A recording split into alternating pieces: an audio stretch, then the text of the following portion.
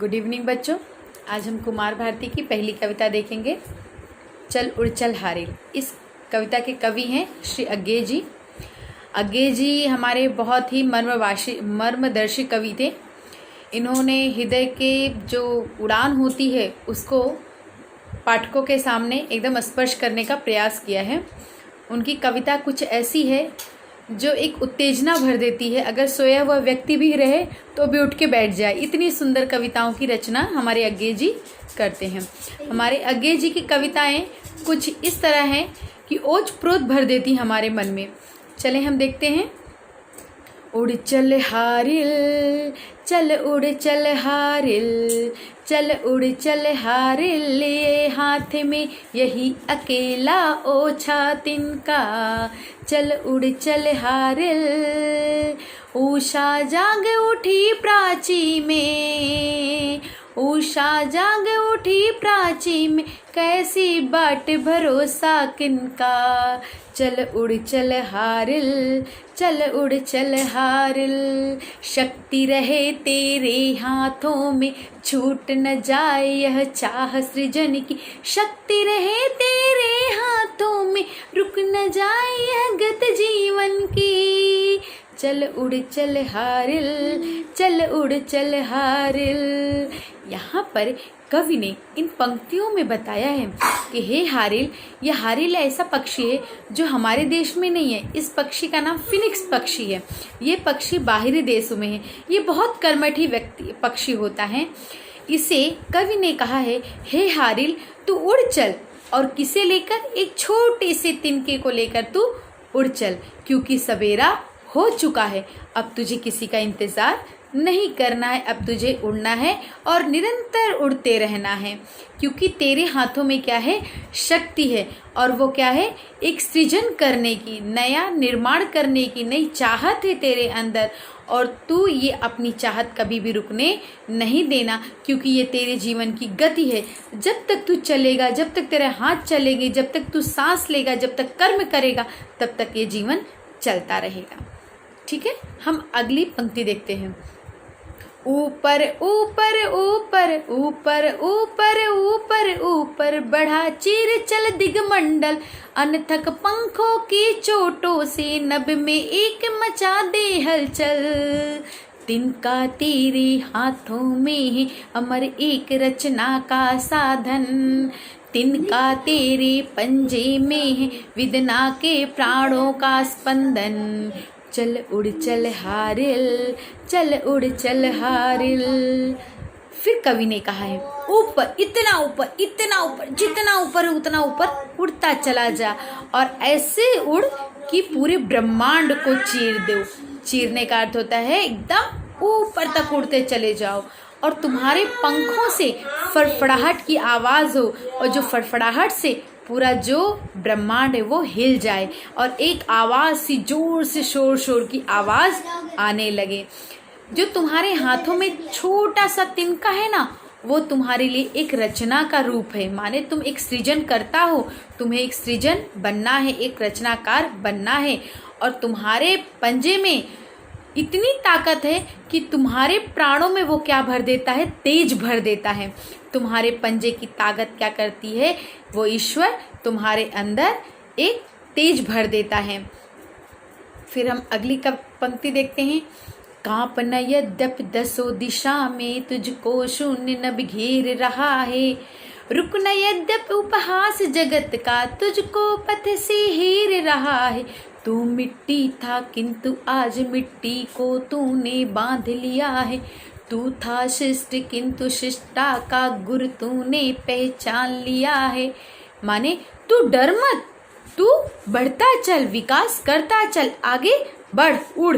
तुझे दशों दिशाएं, माने चारों दिशाओं में दशों दिशाएं तुझे डराएंगी, घबराएंगी, और नभ क्या करेगा? तुझे कड़कड़ाहट की बिजली से डराएगा। फिर भी तू रुकना नहीं, चलते रहना, और अपने पथ से हटना नहीं। जिस पथ पे तू जा रहा है उसी पथ पे निरंतर चलते रहना।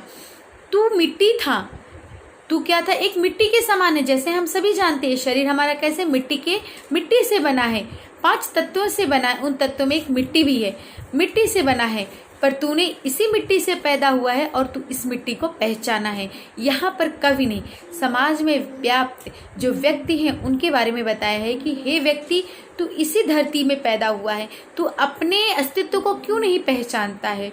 तू जहाँ से पैदा हुआ है उसे तूने क्या कर लिया है? बांध लिया है, और इस सृष्टि के सच्चाई को तूने पहचाना है। फिर तू अपने आप के आत्मविश्वास को क्यों नहीं पहचानता है? तू उसे पहचान, क्योंकि तू सृजन करता है। अगली पंक्ति में हम देखेंगे, मिट्टी निश्चय है यथार्थ, पर जीवन केवल मिट्टी है।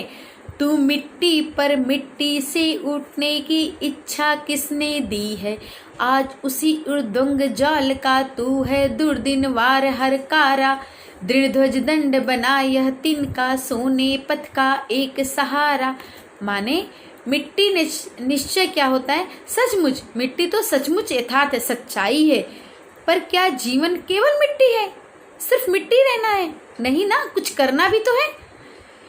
इस मिट्टी से इस मिट्टी से जीने की इच्छा किसने दी है? इस मिट्टी ने तो दी है। हमें उठने के बारे में किसने बताया है? जब हम गिरे हैं तभी हम उठे हैं, जब हम चले हैं तभी हम उठे हैं।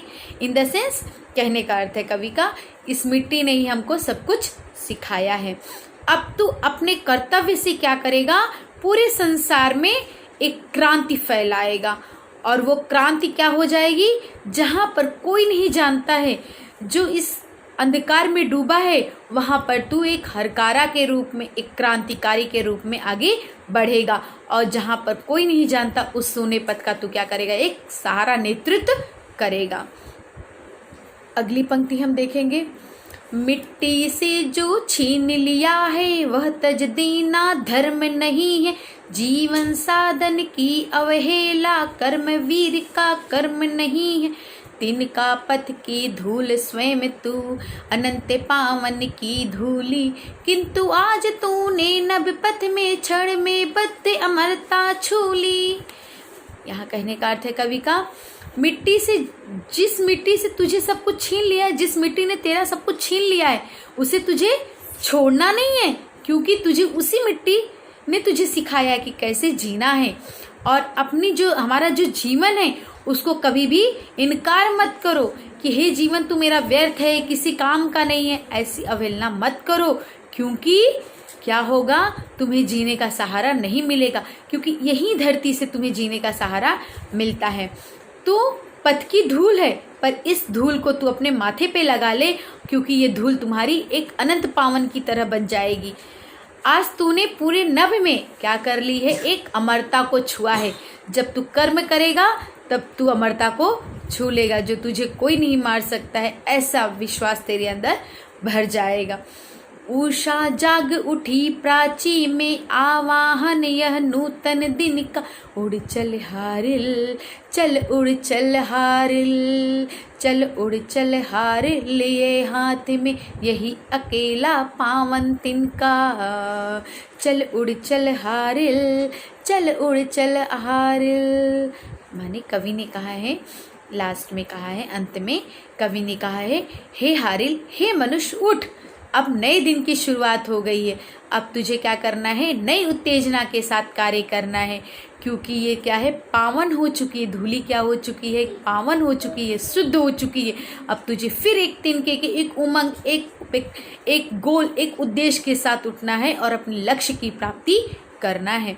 यहाँ पे कवि ने मनुष्य के जीवन में रहने वाले हर प्रकार की परिस्थितियों से उठने की एक आशा दिखाई है। उन्होंने कहा, हे मनुष्य उठ, तू जो तेरे अंदर जो परिस्थितियों से तू लड़ नहीं रहा है, इस हारिल पक्षी के माध्यम से सीख। यह हारिल पक्षी कभी भी थकता नहीं है, निरंतर कार्य करता रहता है। उसके माध्यम से कवि के अंदर उत्तेजना भरने का प्रयास यहाँ पर कवि ने किया है। इस समय जब ये कवि ने कविता की रचना की थी, हमारे देश में क्रांतिकारी फैली हुई थी। उस समय क्रांतिकारियों ने ही हमारे देश में एक पथ का रास्ता दिखाया था, एक रास्ता दिखाया था जहाँ पर किसी प्रकार की कोई भी उत्तेजना नहीं भरी हुई थी।